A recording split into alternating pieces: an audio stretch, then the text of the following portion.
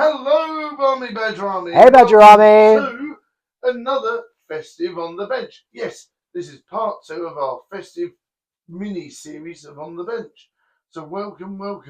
Yes, I managed to grab Nicholas away from his big Hollywood schedule, and we managed to do it. But yes, Ballamore 2's on the go. We've been writing up the ideas for that, haven't we, Nate? Well, most of it has been coming from your brain, have Yes. to admit, but it certainly sounds intriguing. Yes, and we've got lots of ideas coming up for the future. It's going to be a blast, and I can't wait to share all these lovely little films with you. Saying that, I reckon Ballamore 2 is going to have an hour and a half runtime, so that's going to be pretty epic, even by the original Ballamore standards. So that's awesome. So that's just a little quick channel update out of the way. And now we're going to talk about lots of different festive things and lots of different fun and games that we've had over the past few weeks. Now, Nick, shall we start with something festive and then we'll get on to the other stuff? Yes. Okay. Because right now I can't remember what the other stuff is. So let's stick with the festive stuff. Look, what was your worst Christmas present ever? Not that we don't mind the spirit of giving, but it's when someone gives you and you're like, oh, cheers. I really wish you hadn't bothered. I mean, you go first. Well, mine's a collection of different things. It's basically, I remember one Christmas when everyone put so much thought into my presents that I ended up with 10 Lynx boxes. And then in the end, my dad was like, oh, why are you being ungrateful? I haven't got that many presents. I'm like, you didn't buy me that many. You know what I did? Instantly ran upstairs, wrapped him up one of my 10 Lynx boxes, and there you go. I forgot to give you this. That told him. Excellent. Can you imagine how that went down? Fantastic. Oh, wow. Yeah. But yeah, every so often you will get like but yeah, I mean, the Lynx Africa gift set is like the big cliche. That's it. It's Lynx, because Lynx Africa isn't even the best scent anymore. There's so many more. Oh yeah. You know, you've got all these new ones that they've brought out. But yeah, like Lynx Africa is the classic cringy one. How can you smell like a whole continent anyway? I know. and then you've got the whole sort of thing of pants that barely fit you. Because obviously you wait until Christmas to get pants. I mean, I'll say this for pants: they're a functional gift. Even deodorant, it's a functional gift, and it saves having to buy it yourself. Pants are actually quite expensive now. If you don't buy them from Primark, they're like 20 quid for a pack. Oh yeah, everyone thinks they're a designer brand nowadays, don't they? Yeah, I'm like, I'm not paying that. I go Primark. That's literally, I go anywhere looking around for like men's toiletries and men's stuff, and I go, I'm not paying that. Why am I going to pay 20 quid for a 4-pack of pants? Marks and Spencer's, £30 for some pants. Oh well, that's Marks and Spencer for you. They really think of themselves. They don't think of themselves as somewhere that sells food. They are somewhere that's like, this is not just underpants. This is M&S underpants. You know what? I think that in my head, and then I'm going to go next door, pay a fiver. Don't blame you. This is why Marks and Spencer's has been like on the brink of bankruptcy for the last 30 years. Overcharging at every step. Yeah, they're just places like. But you know, House of Fraser and all that sort of stuff. And where was it I went the other day? They're actually quite reasonable, and you think they're going to be expensive. I'll be back in a second. Feel free to speculate on where you think that is, listeners.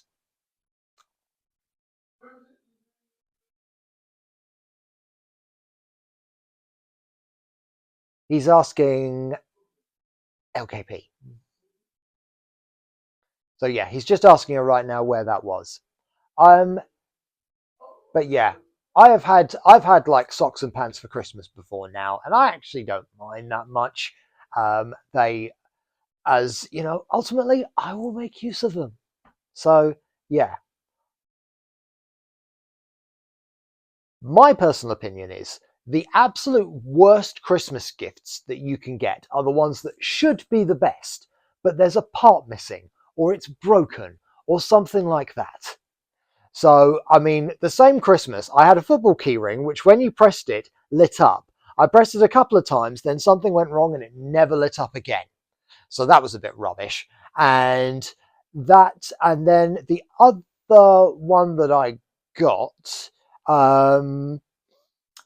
was the game Give a Dog a Bone, if anyone remembers that, where you pull this dog backwards and it goes around the game board. And I got it without the wind-up dog.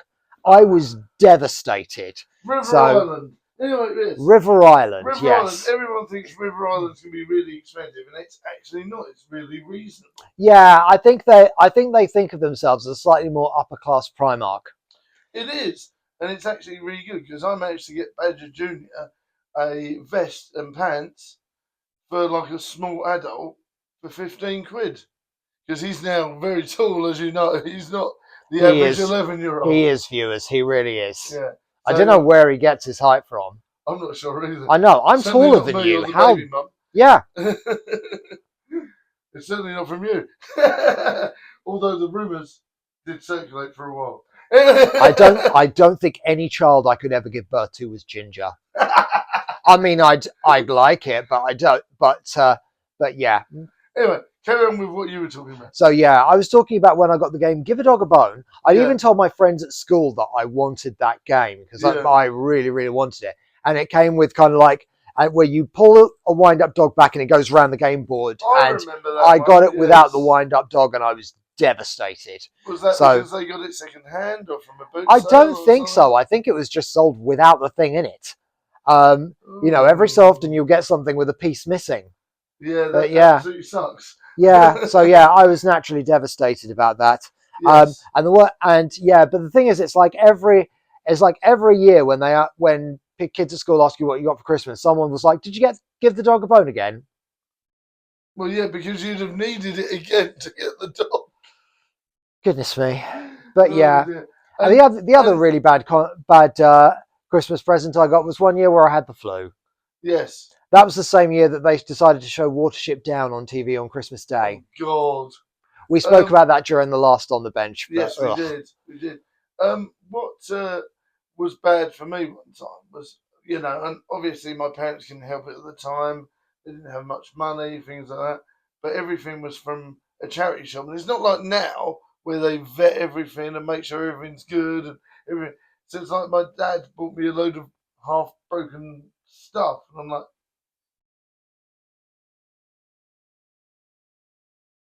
he really had to really make the best of that, So I was like, one broken thing is human. Several broken things, and you start to think, okay, I'm not the favourite child by then. I frigging get it! Yeah, I was like, and I don't mind. Trust me, I'm well up for reuse, recycle, yes, all that sort of thing. Oh yeah, definitely. Even at that young age, I wouldn't have minded me if my mum and dad had said we're going to get all the presents from the charity shop this year. I'd be like, yeah, that's great. Just don't give a child a load of broken tats. I was like, no. It was very hard to be grateful. And of course, you can't just take it back and swap it for a new one, can you? That's it, yeah.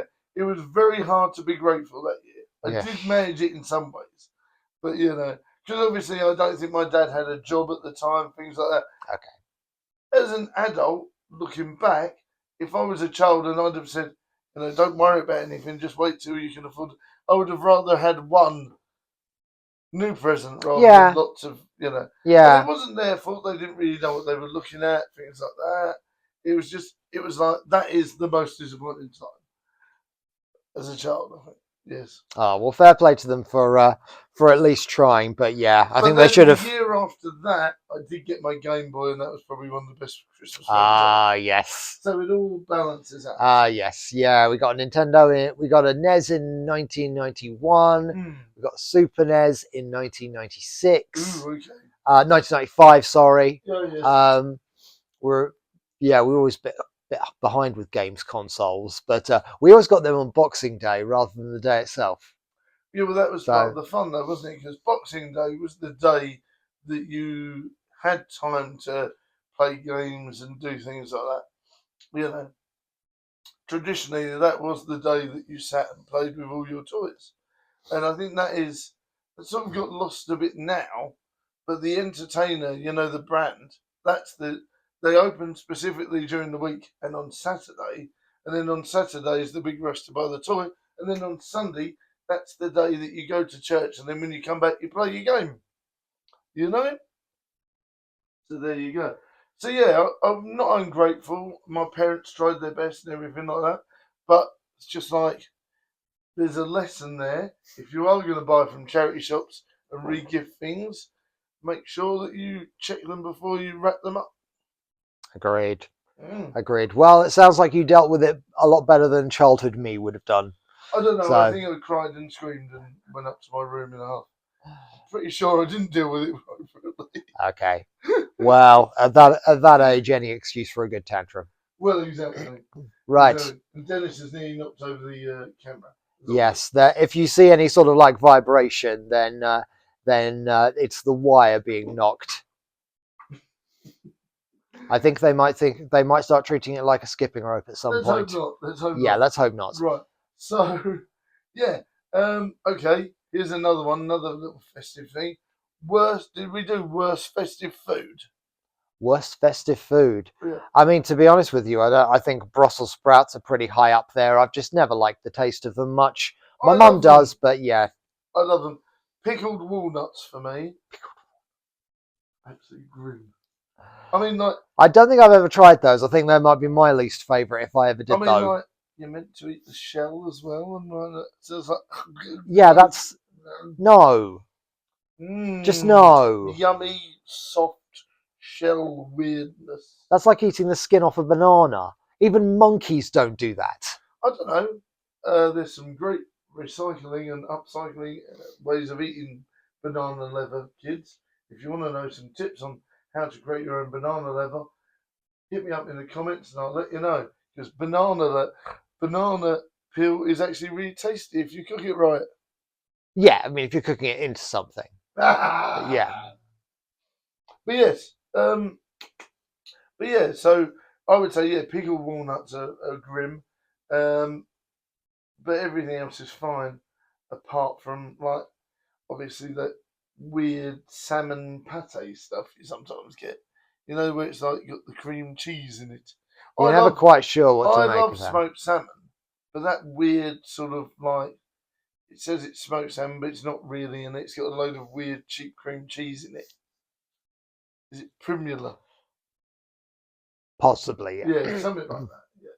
That's the stuff you can squeeze, isn't it? Yeah. Yeah. Everyone seems to always eat that at Christmas. I'm a bit like, well, they used to advertise it all year round, so yeah. maybe it's just a Christmas thing now. Maybe. Right, yes. No, it was things you were going to get up to soon, wasn't it? And the project you did yesterday for a mock advert. There are some things along that line, yes. Right.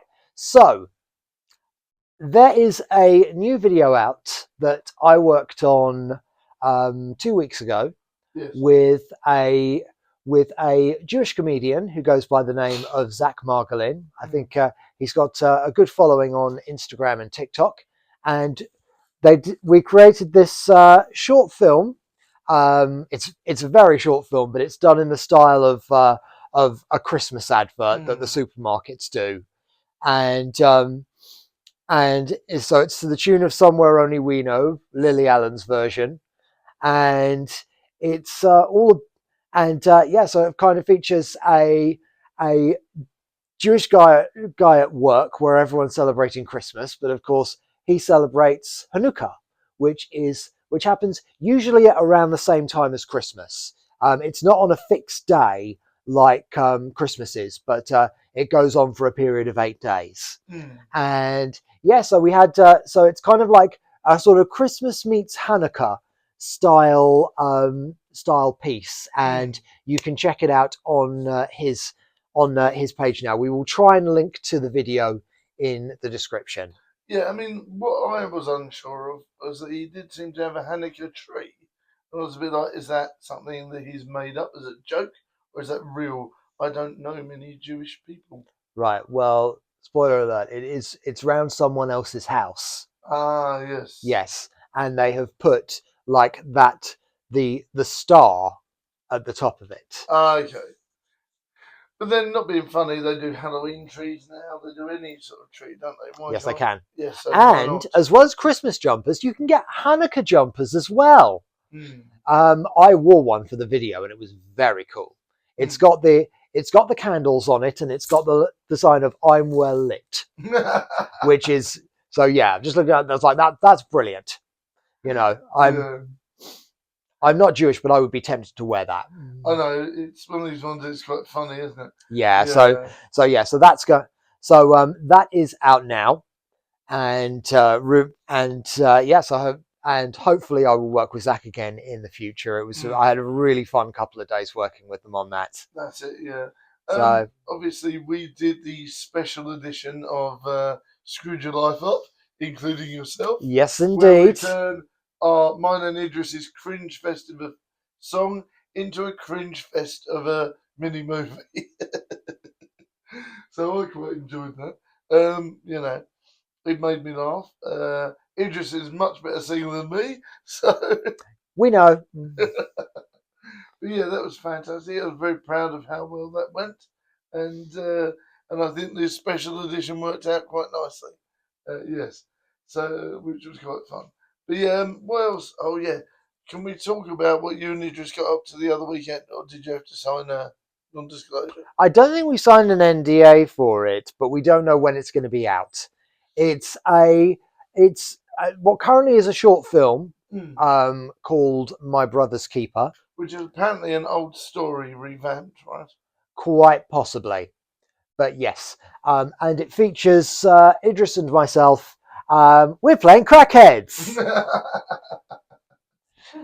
It's done by a company called Walk With, who I have worked with a good few times over the past few years. So you walked with them as well. I did, yes, yes. There's a few of the films that I've worked with them in the past are available online. There's one I did called Safe Travels, and there's a film that they made a couple of years back on that's available now on Amazon Prime called Package.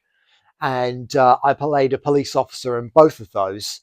And so, yeah, you can catch both of those online. We don't know when My Brother's Keeper will be out.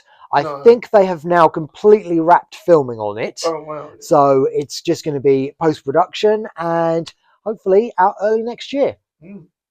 So yes, if you've ever wanted to see me playing a crackhead, very much against type. I cannot emphasize that enough. Very much usually on the other side of the law. Yes. Yes. So yeah, but it was really cool. I mean, I think they felt that I mean, to be honest with you, I don't mind if I get cast constantly as police officers. Because the thing is, when you're acting, you know, you have a brand. You have things that you will get cast as that are basically you. Yes. And in my case, you know, where I'm loud, stand up straight, and can be authoritative when I need to be. Yeah. Those kind of roles work quite well for me. It does, yeah. I'm still waiting to be, you know, I think I'd make a really good, loud, burly mechanic man. So I think, you know, if anyone needs someone to play a mechanic in a role, I'd be there. Hey, yeah, I'd go for that. What was it? Wayne and Wesley. I don't know if we're ever going to see that role now. I've finally, thankfully, been able to watch the footage, and I really enjoyed it. But I don't know if it's ever coming out. They released the first episode of season 2 and then deleted it, and then nothing else has happened. So I don't know if anyone's ever going to be able to see my performance as Tramp #1. Get the footage and you can start your show reel with it. I think so, because that was, you know, when I watched it, I thought, oh, this is fantastic. I really like this. So I really hope you guys will be able to watch it one day. Get the footage and we'll see where we can use it. Also, if you haven't seen People You Don't Know Yet, I think that one is online. Yeah, that's online. Starring myself and Nick. I'm literally in every scene, darling. He's in enough scenes. Oh, Let's put it that way. I literally went to make sure the camera's focused on Yeah. me. So yes, but But yeah, and we're also hoping to do some more stuff together and get involved in some more productions that's it. together. Yes, don't worry. The Essex FBI brand is going to go in full swing with Ballamore and 2 and many other things. So don't worry if you've missed those characters. Do not worry. And also, if you have missed, the board game stuff, that will be starting up again soon. We did have a final episode, but I don't want to air that one. I want us to carry it on and do other stuff. It's got legs yet. We're still going to do Rappermania, where it's basically the sequel to Mania, except with raps.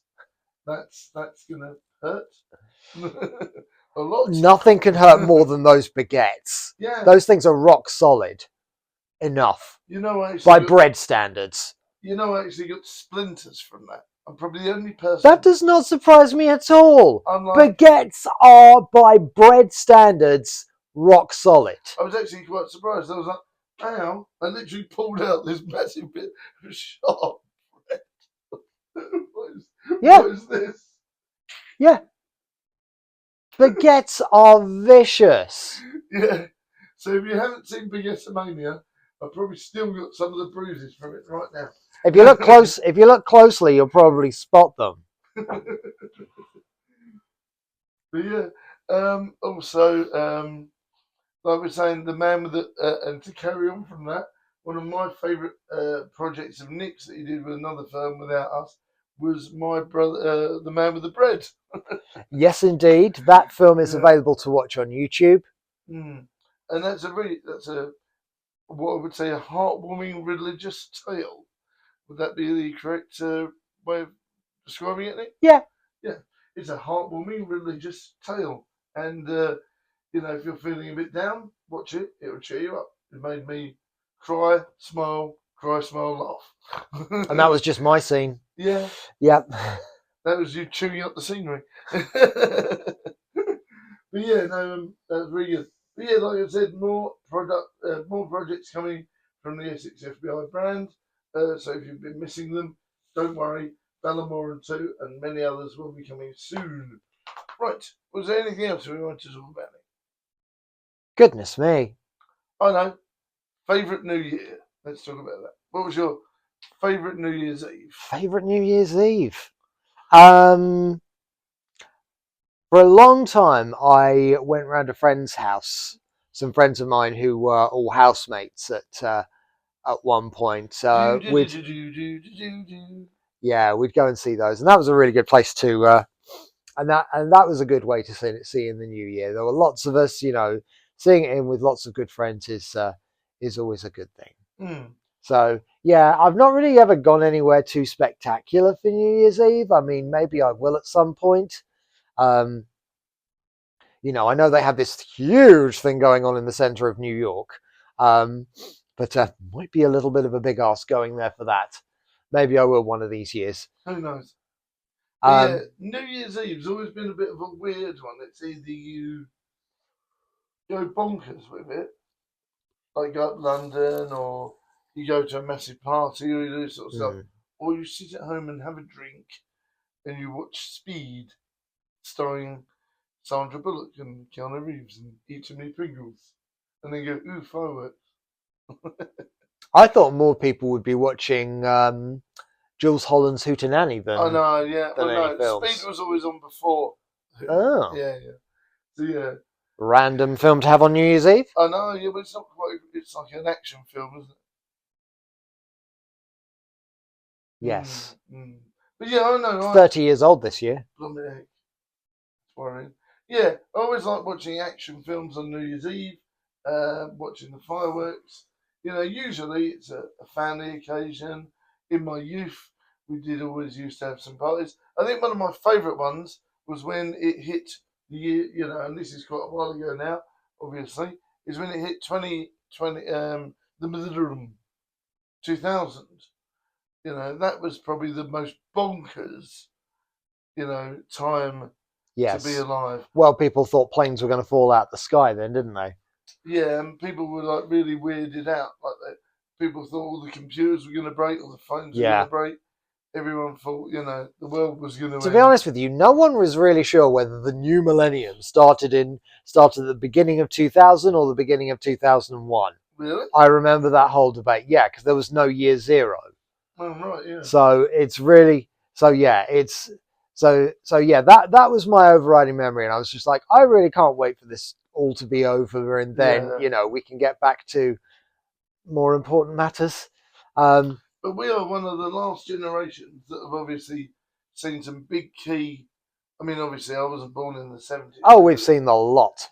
80s, 90s, early 2000s, and now we're going to enter into a new sort of era now. 2025 is going to be a big thing, I think. Well, yeah, it'll be a big thing. Mm-hmm. Well, the current year is always a big thing. Yes. Because otherwise we'll lose track of time. I mean, I reckon the next big change will be when we hit 2030. When we hit 2030, I think the world will evolve again.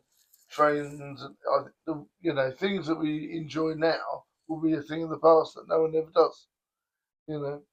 Well, I'm making this video. Who knows? Listen, I'm still going to be doing YouTube until I'm a creaky old dust pile, and I'll be dragging you along with me. I mean, I'm pretty sure that all that is true right now anyway, but hey.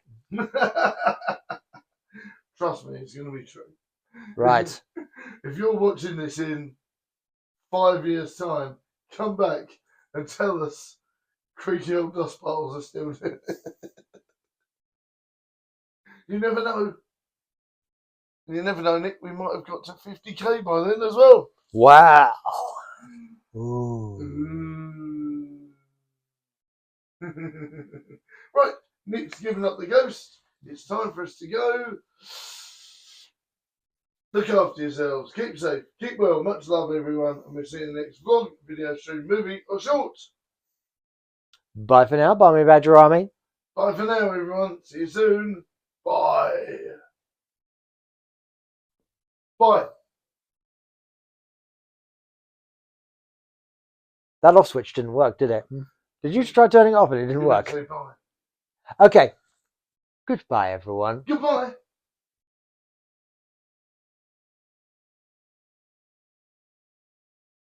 It's goodbye from me and it's goodbye from him. Indeed.